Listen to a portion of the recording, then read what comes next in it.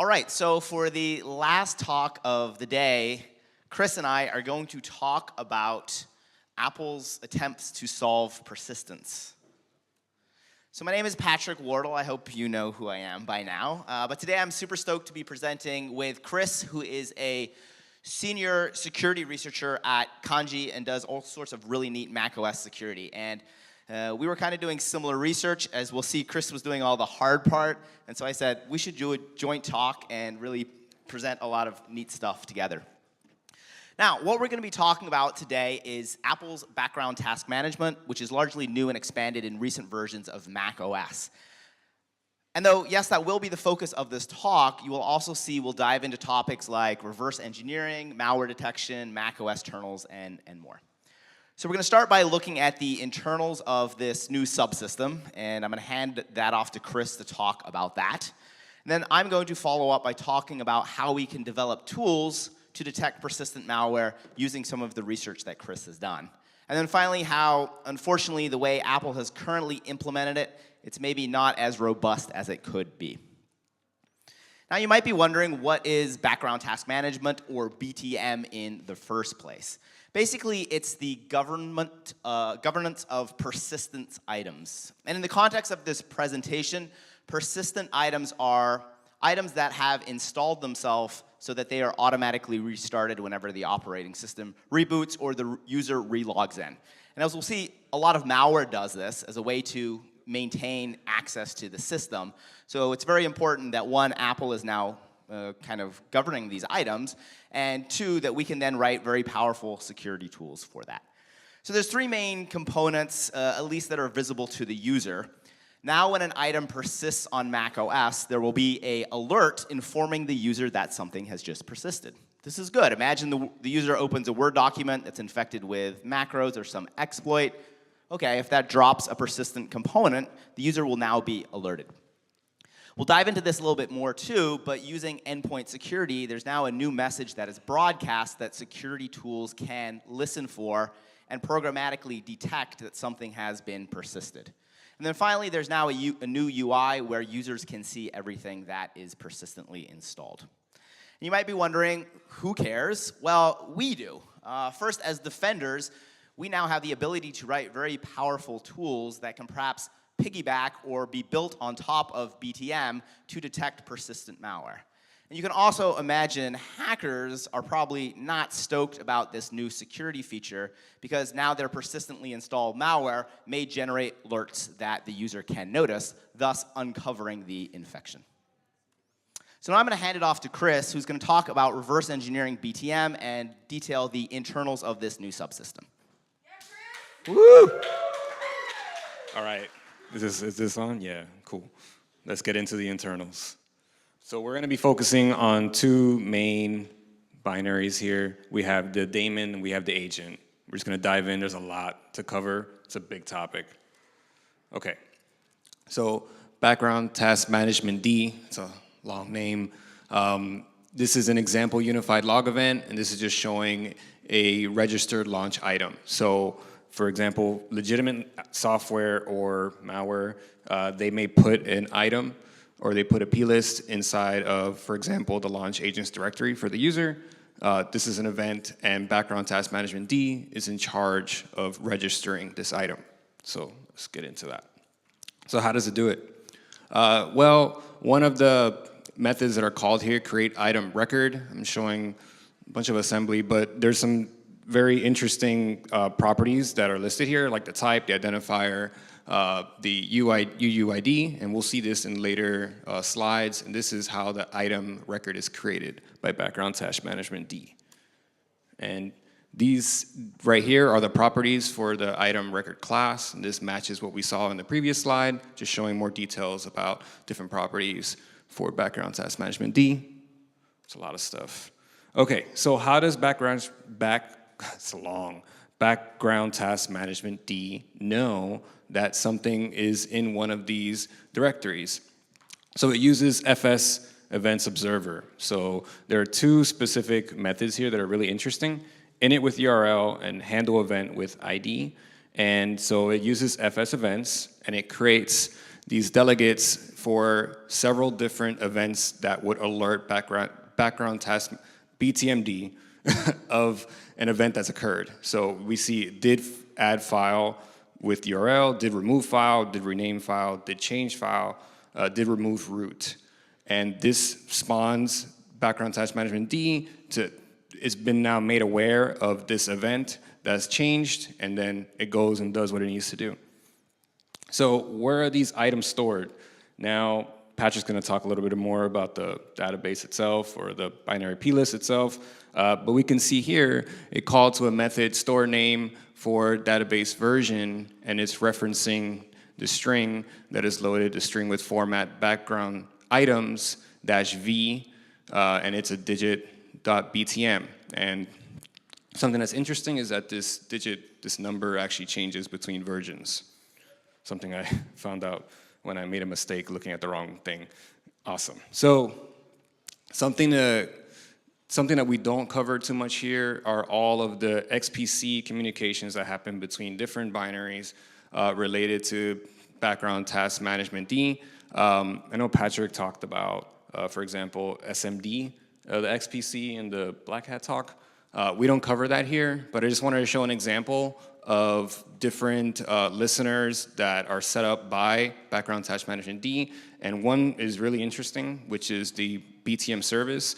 And if we look at the protocol related to that service, we can see all of these methods are available, which is pretty interesting. So the question is, so how does Apple manage who is able to access the background task management D via XPC? And at the bottom left-hand corner here, you can see that there's an entitlement check, and it looks for the entitlement com.apple.private.backgroundtaskmanagement.manage. Cool. So what do the records look like? I'm gonna be using Patrick's tool here, dump BTM, to show an example. And this is where we're gonna dive into a little bit of a rabbit hole, which is fun. So this is an example of Steam Clean, and this is just the output and the different field values that we saw when it was the background task management D create item method call. So the first thing that I saw when I looked at this was, what is a curated legacy agent? What does that mean? Let's find out. So these are approved apps, and pretty interesting. There's actually a lot of these curated type background items, so curated developer, and the list is there.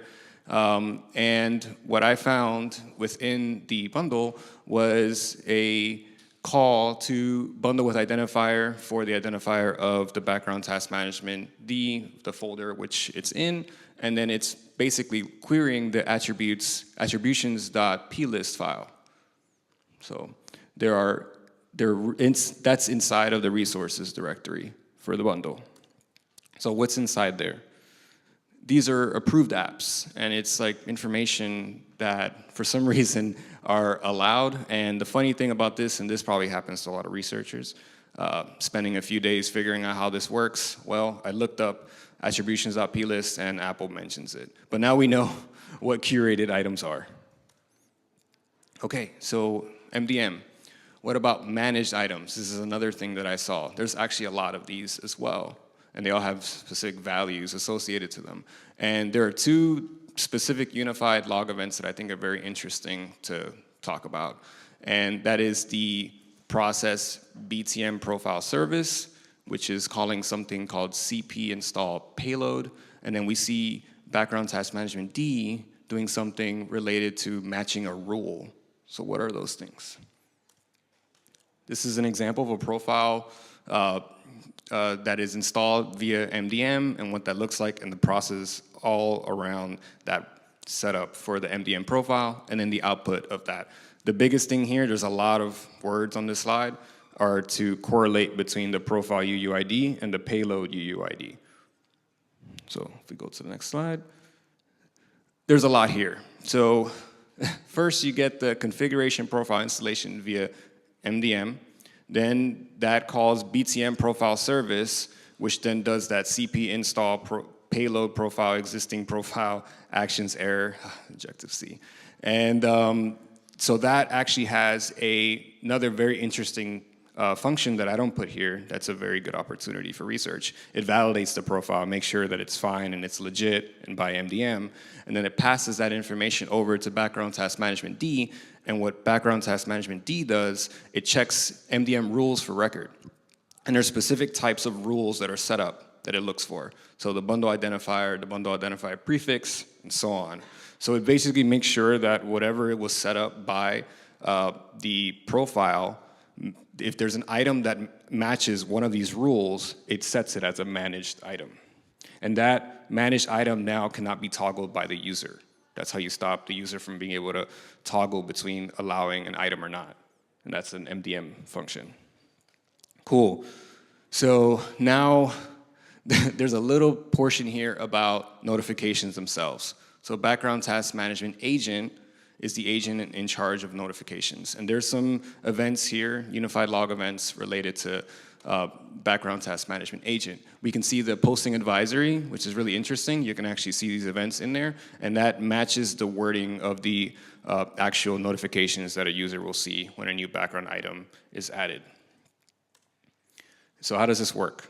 So there's a specific method, post manage item. This is for managed items. Post manage item notification for item container. And what this does, similar to the attributions.plist, this uses the bundle with path to look for the user notifications bundle, and then it looks for specific values within that bundle. And what it's actually looking for is a match to what's on the left-hand side, notification title managed item. And it matches against that. And this is what it looks like. So if you go to that path, you'll see that there is com.apple.btm notification agent.bundle, and then here in bold, I don't know if it's easy to see, your organization added items that can be run in the background. And that's usually, I mean, that is what you will see if an MDM item has been added. And so how is this managed? And how does this work? So there's a specific entitlement related to com.apple.private.user notifications.bundle identifiers, which has the string, the com.apple.btm notification agent, which allows the agent to be able to access the resources within the user notifications directory. Tools. So, yes, go Chris. Woo! So, because of Chris's research, now we have a decent understanding of the internals of background task management. And to kind of just summarize, an item hits the file system, for example, a launch daemon property list. The background task daemon will get a file system notification, will parse that, add that to a database, and then as Chris mentioned, we'll send an alert to the user, basically saying, hey, an item was added. So what I wanted to do is said, how can I use this new subsystem to first reactively detect persistent Mac malware? And the reason this is important is that the majority of malware on macOS is going to persist. If malware does not persist, if you reboot the system, you've just disinfected itself. So there are many different types of Mac malware, but one of the first things they almost all do when they get on the system is to persist. So this makes a very powerful detection heuristic, which is if we can enumerate persistently installed software on your Mac, yes, most of that will be legitimate software, but if there is any malware on the system, it's very likely to be in that list as well. And before we had to look all over the operating system and all the different persistence locations, but now Apple has nicely created one single point for us to dive into. An example of malware that I like to talk about that's very illustrative for this is DazzleSpy. And DazzleSpy is neat because it used zero-day Safari vulnerabilities to infect Mac users. So even if you were fully patched, all you had to do was browse the website, you would get owned. Had a sandbox escape, 0 days, very sophisticated. But then what did it do? It persisted. So again, if we can enumerate persistently installed software, we would have been enabled to detect this malware, even though it was using 0 days. So I dug into BTM a little more, and turns out Apple ships a tool called SFL tool that can dump the proprietary BTM database. And here's an example. I have Zoom installed on my system. We can see that it's printing out the output. One of the items that's persisted, its path. This is the same type of information I want to get programmatically in a tool. So I looked at the tool and figured out what it was doing was parsing or reading the background items database, which Chris mentioned. This is the proprietary undocumented database that contains all the persistent items managed by BTM. However, when we look at it, we can see it's a binary property list. That's not really a problem, but when we dig into it, it turns out it just contains undocumented serialized Objective-C objects. So this means we can't just run like a SQL query or parse this easily. So I decided to reverse engineer SFL tool because obviously it can parse out this data. And by doing that, I found out exactly how it is deserializing the serialized objects in the database.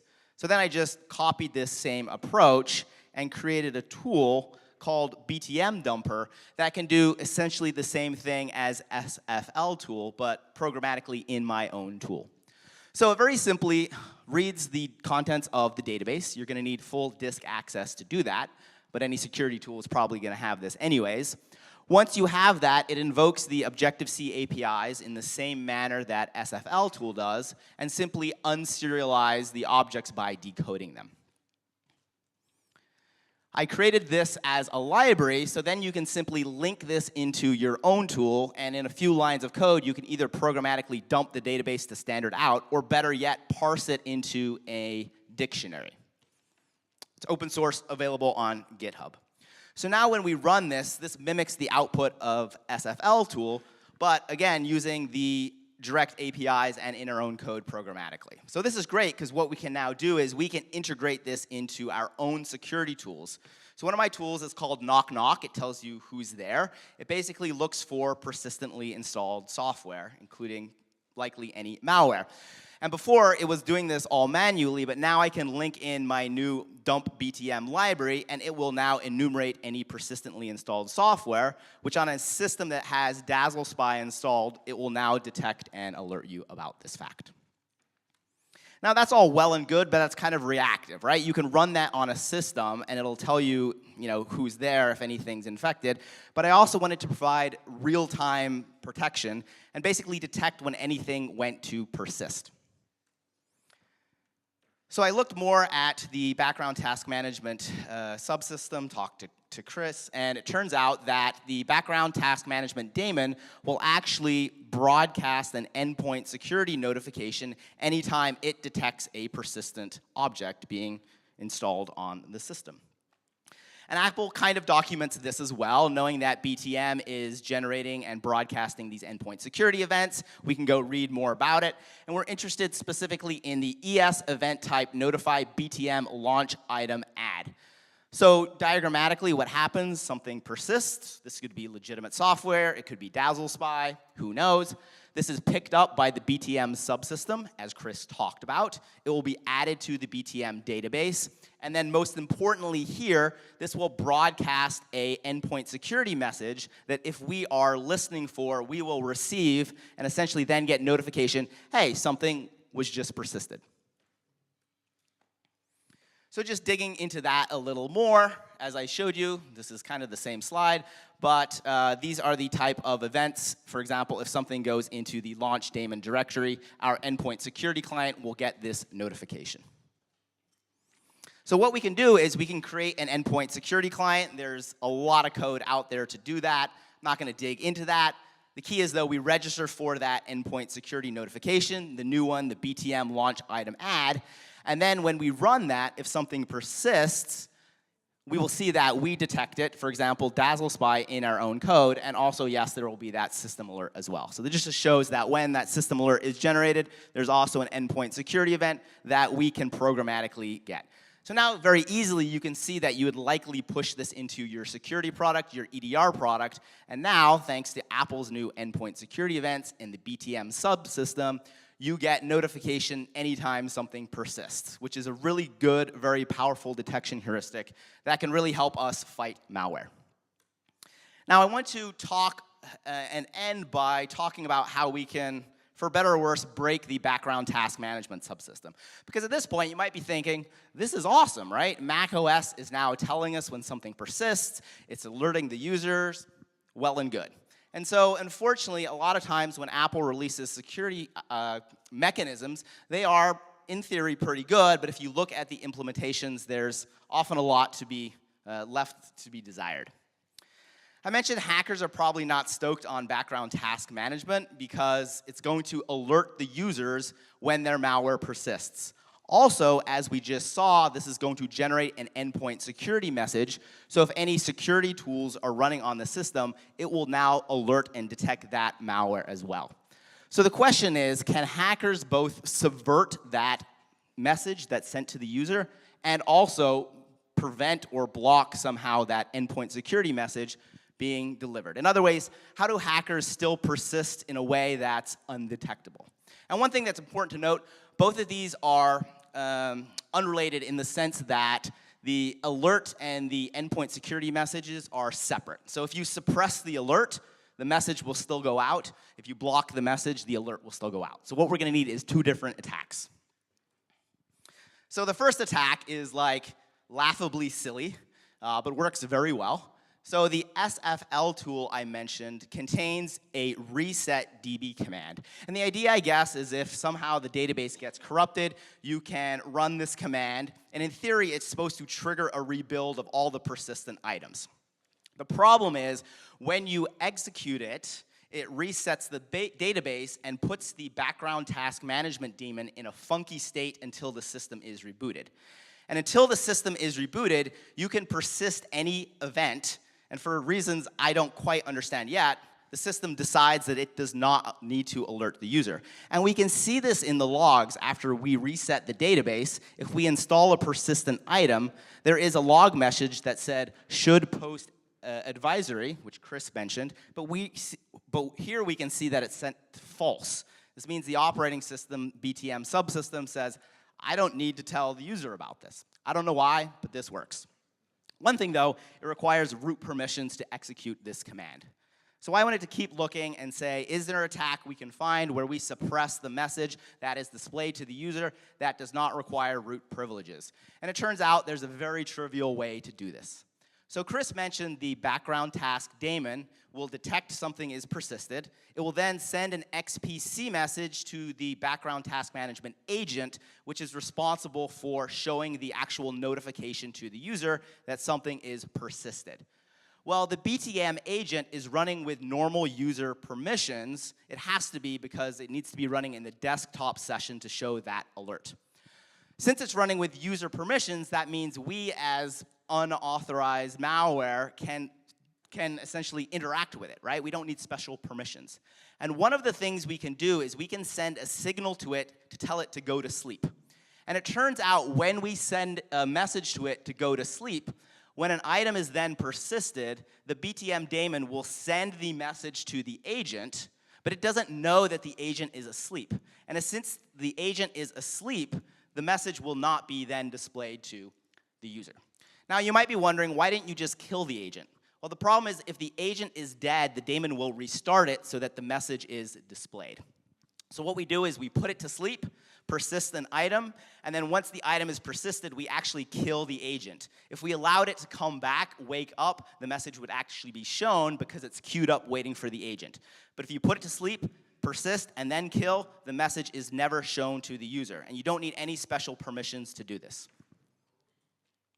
Now, that's good. The average user now is not going to see an alert, but I was more concerned about the endpoint security events because those are likely going to be the ones that really trigger that something malicious has occurred. Right? Again, you can imagine a security tool that's registered for the endpoint security message. As a hacker, that's probably more problematic. So I'm not going to dig into this too much, but I did reverse the BTM daemon and found out that it called into the kernel to submit the endpoint security event that then would be broadcast out to any listening clients, for example, a security tool.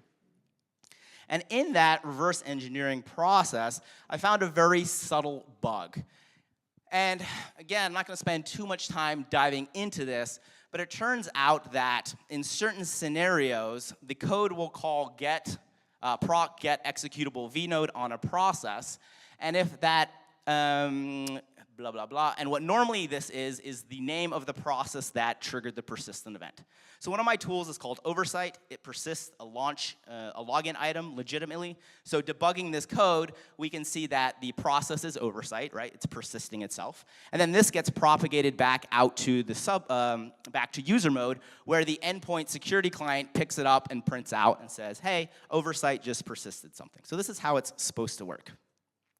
Well, the problem is if the process that persisted the item exits very quickly, by the time the code in the kernel tries to look it up, the process is essentially gone. And so they call this proc find API with a 0 or null because they couldn't find the PID for that process anymore. What this does is it actually returns a process object to the kernel. And then when they try to get the path of the kernel, that doesn't actually really exist because the kernel isn't a normal executing object. So this fails with error code 3, which is propagated back to user mode. And if you're looking at log messages, you will see a message that says, failed to submit event using ES syscall 323, no such process. So basically what happens is they don't handle the case when the process exits quickly. And this means you can bypass the message altogether. So I said, okay, how do I create a proof of concept for this where I quickly persist something and then exit? And then I said, wait a minute, this is how I persist in block, one of my other tools. I execute the copy command to persist block to the launch daemon directory. And so I executed block, and this actually triggered the flaw in the sense that when the kernel tried to look up the CP command, which did the persistence, it had exited, and then it basically failed to find that process, and so the endpoint security message was not delivered. So this was kind of hilarious to me. I didn't even have to write a proof of concept. I just ran some legitimate code. It kind of triggered this vulnerable code and bypassed the endpoint security subsystem. So some conclusions and takeaways. So Chris talked about the internals of background task management. There's a lot of pieces, as he mentioned, the background task management daemon, the agent that's responsible for displaying notifications. He talked about the MDM component, a lot going on there. We then said with that understanding and with that knowledge, we can build very powerful security tools that both can enumerate any persistently installed software and also register for endpoint security notifications. When malware goes to persist, we will now get that notification. And from that, we built some really neat tools.